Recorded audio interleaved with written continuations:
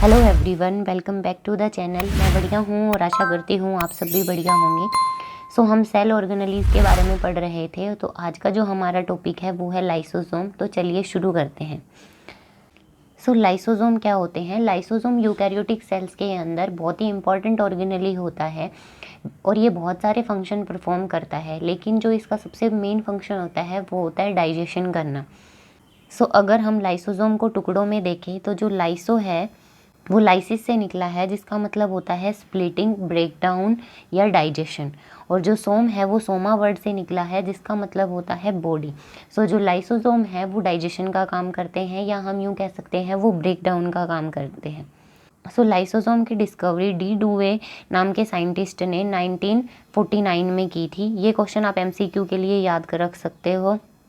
आप लाइसोसोम का एक टिपिकल डायग्राम भी देख पा रहे होंगे, जिसके बाहर एक आउटर मेम्ब्रेन है, एक हाइड्रोलिटिक एंजाइम मिक्सचर अंदर प्रेजेंट होता है, कुछ ट्रांसपोर्टरी प्रोटीन्स भी प्रेजेंट होते हैं और एक लिपिड की बाइलेयर भी प्रेजेंट होती है। अब हम देखते हैं कि जो लाइसोसोम है वो ओरिजिनेट कहाँ से हुआ है। हमें डायग्राम के अंदर न्यूक्लियस दिखाई दे रहा होगा। हमें पता है कि न्यूक्लियस के अंदर दो आउटर मेम्ब्रेन्स होती हैं। जो आउटर न्यूक्लियर मेम्ब्रेन होती है उसके ऊपर आपको छोटे छोटे राइबोसोम्स प्रेजेंट नज़र आ रहे होंगे।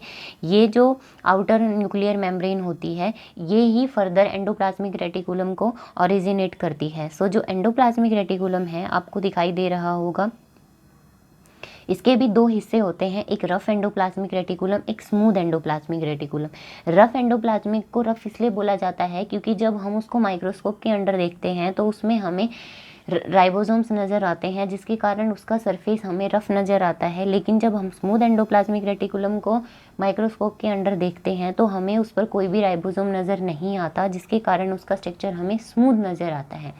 हम स्मूथ से ये भी याद रख सकते हैं, वो स्मूथ है क्योंकि वो चिकना है तो वो चिकनाई प्रोड्यूस करेगा। मीन्स जो SCR होता है, स्मूथ एंडोप्लाज्मिक रेटिकुलम होता है, वो लिपिड, ऑयल, फैट का सिंथेसिस करता है। और जो रफ एंडोप्लाज्मिक रेटिकुलम होता है जिसके ऊपर राइबोसोम्स प्रेजेंट होते हैं वो प्रोटीन का सिंथेसिस करता है।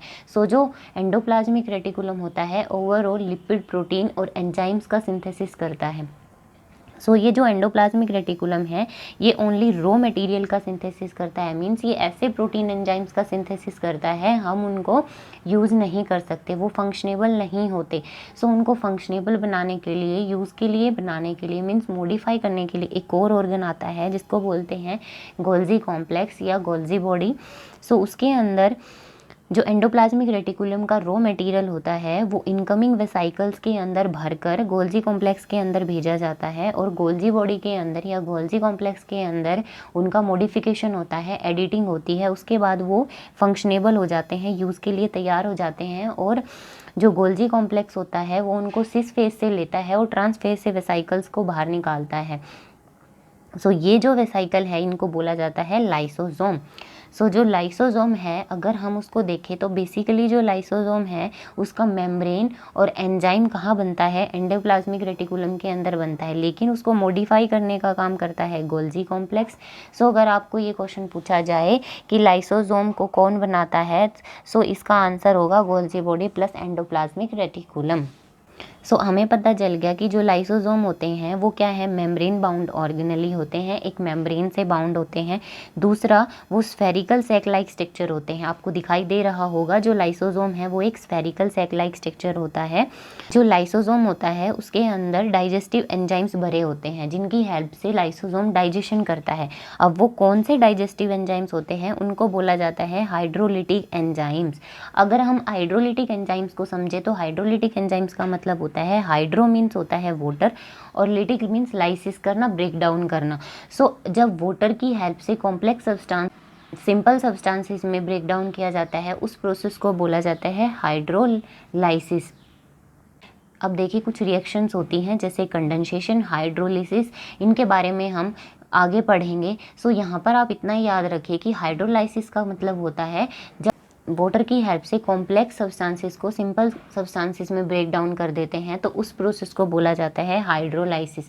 जो ये हाइड्रोलिटिक एंजाइम्स होते हैं ये हाइड्रोलिसिस की प्रोसेस शो करते हैं। अब ये जो हाइड्रोलिटिक एंजाइम्स होते हैं ये एसिडिक एनवायरनमेंट में बहुत ही अच्छा वर्क परफॉर्म करते हैं। अब देखिए कोई भी अगर एंजाइम है वो एक अपनी स्पेसिफिक पीएच वैल्यू पर वर्क करता है, मींस उसकी क्रिटिकल पीएच वैल्यू होती है। उसी तरह जो हाइड्रोलिटिक एंजाइम्स होते हैं उनकी भी एसिडिक वैल्यू होती है जिस पर वो बहुत अच्छे से फंक्शन परफॉर्म करते हैं। सो बेसिकली ये जो एंजाइम्स होते हैं ये RER से बने हुए होते हैं। ये हम डायग्राम में जब हमने पढ़ा तब हम समझ चुके हैं कि जो लाइसोसोम है उनकी मेम्ब्रेन और उनका जो एंजाइम है वो रफ एंडोप्लाज्मिक रेटिकुलम बनाता है। सो अगर हम कंपोजिशन की बात करें सो लाइसोसोम्स प्रोटीन, लिपिड और एंजाइम से मिलकर बने हुए होते हैं। अब लाइसोसोम के कुछ फंक्शन देखते हैं।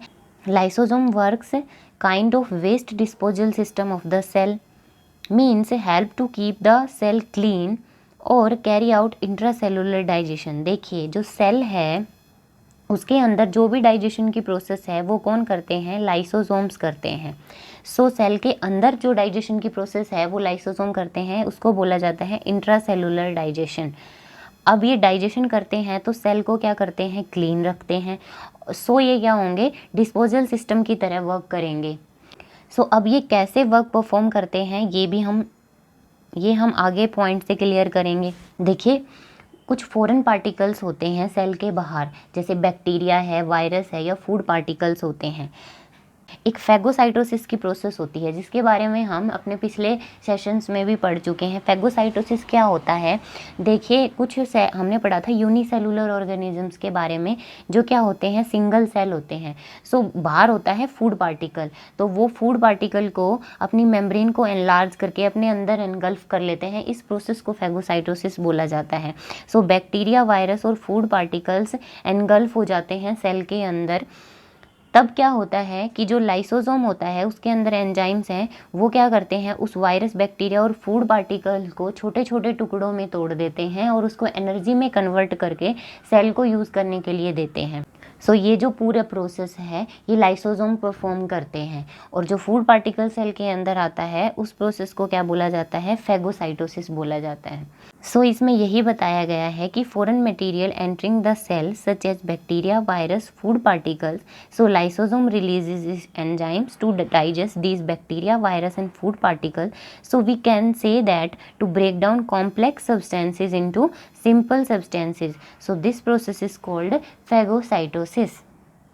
अब हम डायग्राम की हेल्प से अच्छे से वर्किंग देखेंगे कि फैगोसाइटोसिस क्या होता है और लाइसोसोम सेल के अंदर कैसे वर्क करता है। देखिए हमने पढ़ा था कि कोई फूड पार्टिकल सेल के बाहर होता है तो प्लाज्मा मेम्ब्रेन क्या करती है, उसको एनगल्फ करके सेल के अंदर लेने की कोशिश करती है। नेक्स्ट स्टेप में हम क्या देख पा रहे हैं कि जो फूड वैक्यूल है, जो फूड पार्टिकल था वो फूड वैक्यूल में कन्वर्ट हो जाता है। इसको हम फैगोजोम भी बोल सकते हैं और सेल के अंदर लाइसोसोम्स प्रेजेंट हैं। सो ये जो लाइसोसोम हैं ये फैगोसोम से अटैच हो जाएंगे। सो नेक्स्ट स्टेप में आप देख पा रहे होंगे सारे लाइसोसोम फूड वैक्यूल के चारों तरफ अटैच हो जाते हैं और अपने एंजाइम रिलीज करते हैं। उससे क्या होता है कि वो फूड पार्टिकल डाइजेस्ट हो जाता है और उसकी जो एनर्जी होती है वो सेल को यूज़ के लिए ट्रांसफ़र कर दी जाती है। सो जो ये फैगोसाइटोसिस होती है, फैगोसाइटोसिस की प्रोसेस ह्यूमन बींग्स के अंदर भी होती है। हमारे अंदर जो मैक्रोफेजेस होते हैं, मीन्स ये एक WBC की स्पेशल टाइप होती है, वो शो करती है फैगोसाइटोसिस। जब हमारे शरीर के अंदर बैक्टीरिया या वायरस जाते हैं तो मैक्रोफेजेस फैगोसाइटोसिस की प्रोसेस से उनको एनगल्फ करके मार देती हैं। सो फैगोसाइटोसिस की प्रोसेस ह्यूमन बींग्स के अंदर भी होती है। सो नेक्स्ट एक टर्म आती है ऑटोफैगी।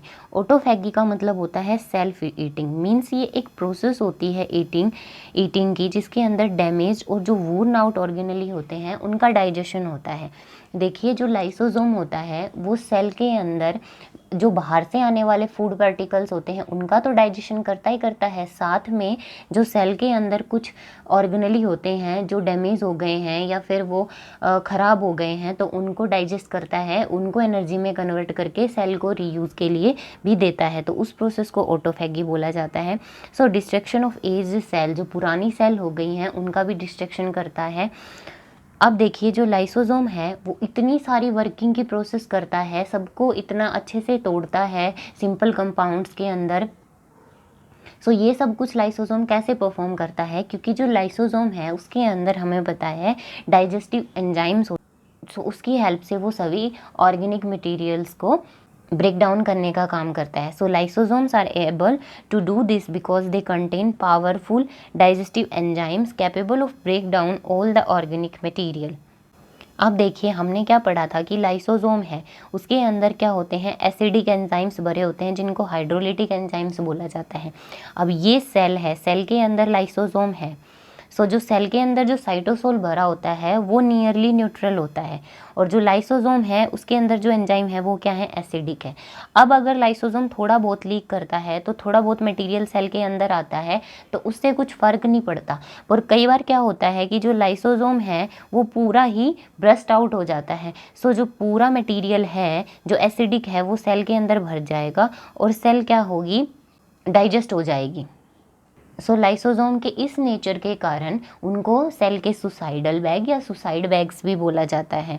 सो इस पॉइंट में यही बताया गया है, when cell gets damage lysosome में burst and enzyme digest their own cell. So lysosomes are called suicidal bags या सुसाइड बैग्स।